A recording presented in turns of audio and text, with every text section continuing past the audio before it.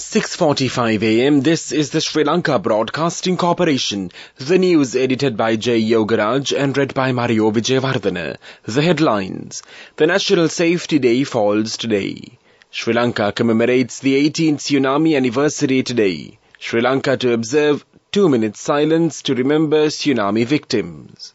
The main commemorative event is scheduled to be held in front of the Peraliya Tsunami Memorial in Galle today. Landslide early warnings issued for 5 districts. The government declares today as a special holiday. All sluice gates of the Dadru Oya Reservoir opened. The Railway Department announces train services along the main line have been disrupted. The National Building Research Organisation NBRO says the air quality of Colombo and several other areas reached unhealthy levels again. In news overseas, Putin says Russia ready to negotiate over Ukraine. In sports news, Premier League, state of play as English top flight returns after World Cup. A 2-minute silence will be observed island-wide today, the 26th of December, on National Safety Day from 9:25 a.m. to 9:27 a.m. in memory of all those who lost their lives in the 2004 tsunami and other natural disasters in Sri Lanka, the Disaster Management Centre announces. Today marks the 18th anniversary of the 2004 Boxing Day tsunami, one of the world's deadliest and most destructive natural disasters which impacted over 10 countries in the Indian Ocean. A powerful undersea megathrust earthquake, which registered a magnitude of 9.1, struck off the coast of Sumatra Island, Indonesia, on a Sunday morning, the 26th of December 2004. About 20 minutes after the shock, Indonesia's capital Banda Aceh, which was closest to the epicenter of the earthquake, was devastated by a massive 100-foot wave, claiming the lives of more than 100,000. A series of turbulent waves then ravaged the coasts of Indonesia, Sri Lanka, India, Thailand, the Maldives, Myanmar, and the Andaman and Nicobar Islands. In all, deaths from the disaster mounted to over 230,000 in a matter of hours. Sri Lanka was one of the hardest-hit countries, with over 40,000 fatalities and property damages worth several million rupees. Thousands were left homeless as waves pushed debris several kilometers inland, pounding buildings into rubble. Since 2005, the 26th of December has been declared as National Safety Day, and on this day, commemoration events are held as a continuous national event each year, with the participation of political leadership in remembrance of all those who lost their lives in the country due to the various natural disasters, including the tsunami disaster. This year, too, the National Safety Day commemorates and has been organized across the island at district level, which the main commemorative event is slated to be held in front of the Peraliya Tsunami Memorial in Galle, with the participation of political representatives including the State Minister of Defence, the government officials, the armed forces and the police, as well as the general public. The National Building Research Organisation NBRO, meanwhile, has issued landslide early warnings for several areas in 5 districts. The early warnings have been issued for several divisional secretariat divisions in the districts of Kandy, Kagalla, Kurunegala, Matale and Nuwara Eliya. It states that since the rainfall within the past 24 hours has exceeded 100 millimeters, people living below and in the mentioned areas are requested to remain on alert on the possibility of landslides, slope failures, rock falls, cut failures and ground subsidence, being ready to evacuate to a safe location if the need arises and if the rains continue. Warning level 2 alert amber, Mavanalla in the Kagala district, Ridigama in the Kurunegala district, Pallepola, Ukuvela, Laggala Pallegama, Rattota and Naula in the Matale district. Warning level 1, watch yellow, Ududumbara, Udunuvara, Pahatadumbara, Patahevahata, and Ganga Ihala in Korale in the Kandy district, Galigamua and Rambukana in the Kagala district. The Department of Irrigation says that all the 8 sluice gates at the Dadru Oya Reservoir have been opened due to continuous heavy rainfall. The situation is considered to exceed the minor flood situation according to the Irrigation Department. Accordingly, it is warned that the low-lying areas of the Dadru Oya Reservoir and the roads are at high risk of being flooded. Earlier, 6 sluice gates at the reservoir were opened this morning after the upper catchment areas the reservoir had received a rainfall of 150 millimeters. Meanwhile, the Kandy, Matale and Badula districts have received rainfall exceeding 100 millimeters, while the Kurunegala, Batticaloa and Ampara districts have also received considerable amounts of rainfall, and as a result, several reservoirs within the aforesaid districts have reached their maximum capacity, according to the Director of Irrigation of Water Management D. Abesirivardhana. Accordingly, the Yangoya reservoir in Anuradhapura is slightly overflowing, while 2 sluice gates at the Rajangane reservoir have been opened so far, and it releases a slight amount of excess water to low-lying areas, he added. This news broadcast comes to you from the Sri Lanka Broadcasting Corporation. The main news story is brought to you by Siddhalepa Vedamahatmya. The Railway Department announces that the debris fallen over the upcountry railway line have already been removed. The Railway Control Room said train services along the main line have been disrupted due to the prevailing weather, and night mail train from Colombo to Badula and Badula to Colombo have been cancelled due to the issue. The Railway Department also says the railway line from Kandy to Matale is badly damaged and it would take at least 3 days to renovate the track. Today is a special holiday. The government has declared today as a special holiday since this time Christmas fell on a Sunday. In view of Christmas, today is declared as a special holiday.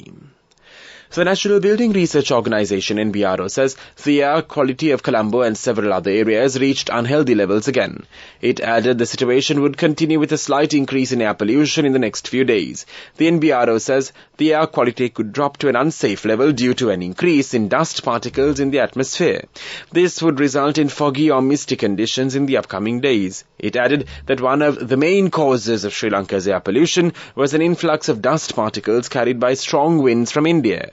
The NBRO also advises that the situation may change from time to time depending on the weather fluctuations, but in the next few days there could be a slight increase in air pollution. The NBRO instructs children and older individuals who are more vulnerable should receive special protection. Those who are suffering from respiratory, lung or heart ailments should also take special attention in this regard, the NBRO states.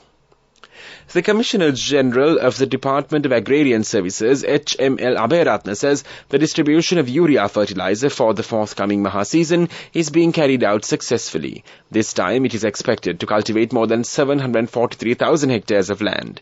Around 70,000 MTs of urea fertilizer have been distributed to the farmers so far. The Migration and Immigration Department says a different time is given to those who have got their time slots today. The Commissioner General of the Department, Harshay Lukpitia, says since today is a holiday, different time slots during the next 4 days are given to those customers, the department said. And now for the main news story. The National Safety Day falls today. The day is set to commemorate the victims of the tsunami disaster. Sri Lanka was one of the hardest hit countries with over 40,000 fatalities and property damage worth several million rupees. Thousands were left homeless as waves pushed debris several kilometers inland, pounding buildings into rubble. The Disaster Management Centre announces a 2-minute silence will be observed island-wide today from 9:25 a.m. to 9:27 a.m. in memory of all those who lost their lives in the 2004 tsunami and other natural disasters in Sri Lanka. The main commemorative event is scheduled to be held in front of the Paralaya Tsunami Memorial in Galle, with the participation of political representatives, including the State Minister of Defence, government officials, the armed forces and the police, as well as the general public. The main news story was brought to you by Siddhalepa Vedamahatmya. Watch Life is brought to you by Let's celebrate Christmas and New Year with CIB, with special gifts, discounts and easy payment schemes available till 31st of December. Come to CIB today. The registration of students to universities based on the 2021 GCE Advanced Level results has commenced. The chairman of the University Grants Commission, Senior Professor Sampath Amartunga, says students have already been informed via SMS and email in this regard. After the first round of the registration process is complete, other students will be considered to fill the vacancies in the universities, he added.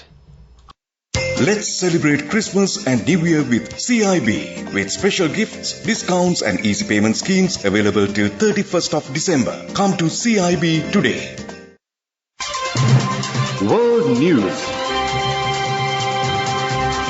Brought to you by courtesy of... We give you the strength to rise higher and higher. Never step back, but always march forward. Empowering you to reach greater heights. People's Leasing, the trusted leader. In world news headlines, foreign aid groups halt work after Taliban ban on female staff. King Charles greets Sandringham crowds after Christmas Day service. Pope Francis says the world is suffering a famine of peace. Putin says Russia ready to negotiate over Ukraine. 3 major non-governmental organizations, NGOs, have halted work in Afghanistan after women were banned from working for them by the Taliban. In a joint statement, Care International, the Norwegian Refugee Council and Save the Children said they would be unable to continue their work without female staff. The aid groups are demanding that women can continue to work for them. King Charles has greeted crowds at Sandringham after attending a Christmas Day church service for their first time as monarch yesterday.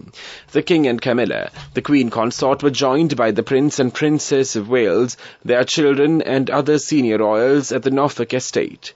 Crowds gathered outside St. Mary Magdalene Church from the early hours of Sunday. Pope Francis has said the world is suffering from a famine of peace in his annual Christmas Day message from the Vatican yesterday.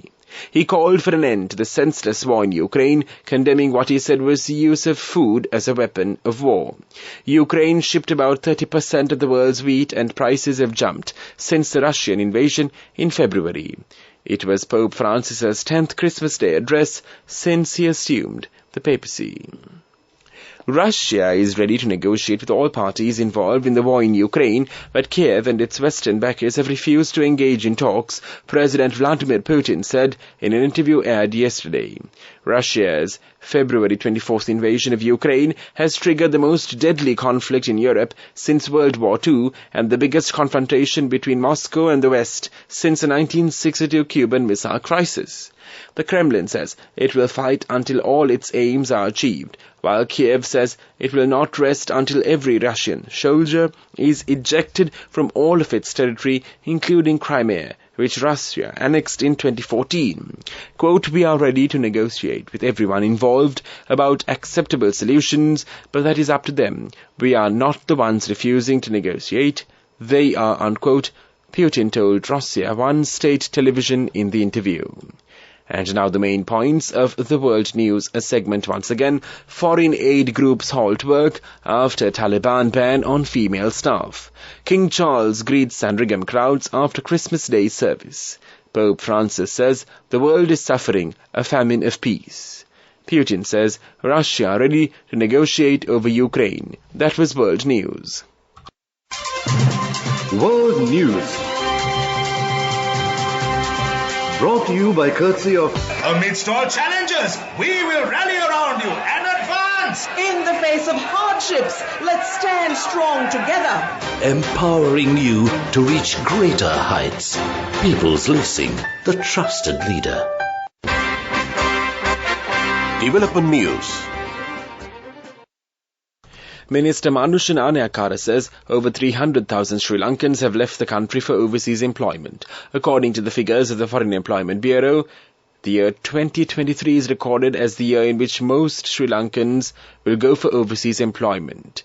Participating at a function held recently, the minister added many countries badly affected by the economic crisis are backed by their own migrant workers. He said Sri Lanka too can find a solution for the issue with the support of overseas employees. Minister Nanakara added the government has introduced several incentives to encourage Sri Lankan workers in foreign countries to send their money through the formal system. Since the government is giving benefits to the migrant workers, the foreign remittance is increasing, and the target is to achieve the $1 billion per month target at the end of 2023. And now in sports news, in soccer, the last Premier League was witnessed on Sunday the 13th of November, with Manchester United snatching an injury time win at Fulham. 6 weeks have passed, during which we have been glued to events in Qatar, where Wales fell at the group stage and England suffered penalty woe again before Argentina lifted the 2022 World Cup. On the 26th of December, the English top flight returns, and just in case you had forgotten how we left it, BBC Sports will bring you up to speed. The fastest way to earn the highest interest, an interest rate of 22% in 4 months. NSB, the safest place for your money. Business News, sponsored by National Savings Bank, the safest place for your money. Dialog Axiata Group, the first telecommunications service provider in the South Asian region to demonstrate 5G capabilities in 2018, announced the successful testing of WM-Wave 5G for the first time in South Asia through its fully owned subsidiary Dialog Broadband Networks Private Limited. Dialog achieved 5G download speeds greater than 4 Gbps on non-standalone NSA mode using MM-Wave, attaining significantly higher throughputs than current standards. WM-Wave solutions work in high-frequency ranges, providing extra capacity over short distances, allowing for wider bandwidth as well as faster uplinks and downlinks. Business News, sponsored by National Savings Bank, the safest place for your money. The fastest way to earn the highest interest, an interest rate of 22% in 4 months. NSB, the safest place for your money. Economic News, courtesy of LONC Finance is taking the power of innovation to the next level, winning 5 golds at the Technovation Awards 2022, leading the digital revolution with cutting-edge interbanking digital payments. LONC Finance claims the overall gold award, whilst also claiming an extraordinary victory in digital banking. Toyota Lanka Private Limited, the national distributor Toyota Products, commemorated the 70 years of Japan-Sri Lanka diplomatic relations by ceremoniously inaugurating the state-of-the-art fulfillment facility in Mahara recently.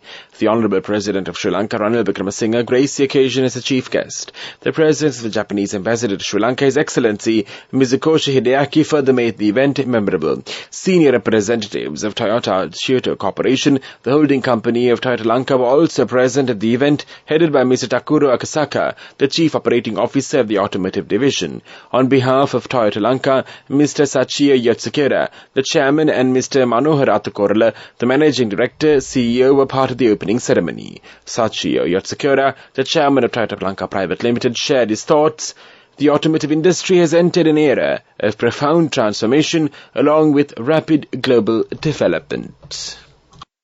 LONC Finance is taking the power of innovation to the next level, winning 5 golds at the Technovation Awards 2022, leading the digital revolution with cutting-edge interbanking digital payments. LONC Finance claims the overall gold award, whilst also claiming an extraordinary victory in digital banking. LONC Finance will continue to innovate with the next generation digitalization of financial services, delivering a superior customer experience. Weather report. The Met Department says the depression of the southwest Bay of Bengal has entered through the east coast of Sri Lanka and is moving across the country. It is likely to move to the western sea areas of Sri Lanka by today. Therefore, naval and fishing communities are advised not to venture into the deep and shallow sea areas around the island and to the southwest Bay of Bengal until further notice. Fishing and naval communities are requested to be attentive to future forecasts issued by the Met Department in this regard. Showers, thundershowers at times, and heavy showers may occur in the sea areas around the island. This weather report was issued at 5:30 a.m. Further details can be obtained by visiting the official website of the department. Meanwhile, the international weather forecast website AccuWeather.com reports that the day's weather will be bright with occasional showers. Today's daytime temperature will be around 26 degrees Celsius. There will be light showers in many places in the Colombo district in the night. Tonight's temperature will be around 25 degrees Celsius and there will be scattered showers in select spots late in the night. The ground temperature would be between 5 25 degrees at the time of this news broadcast. The air quality index AQI is 26. The air quality is generally acceptable for most individuals. However, sensitive groups may experience minor to moderate symptoms from long-term exposure. That was with the report, and now the headlines of this news broadcast once again. National Safety Day falls today. Sri Lanka commemorates the 18th tsunami anniversary today. Sri Lanka to observe 2-minute silence to remember tsunami victims. The main commemorative event is scheduled to be held in front of the Perale Tsunami Memorial in Galle today. Landslide early warnings issued for 5 districts. The government declares today as a special holiday. All sluice gates of the Dadru Oya Reservoir opened. The Railway Department announces train services along the main line have been disrupted. The National Building Research Organization (NBRO) says the air quality of Colombo and several other areas reach unhealthy levels again. In news overseas, Putin says Russia ready to negotiate over Ukraine. In sports news, Premier League, State of Players English top flight returns after World Cup. That concludes this news broadcast.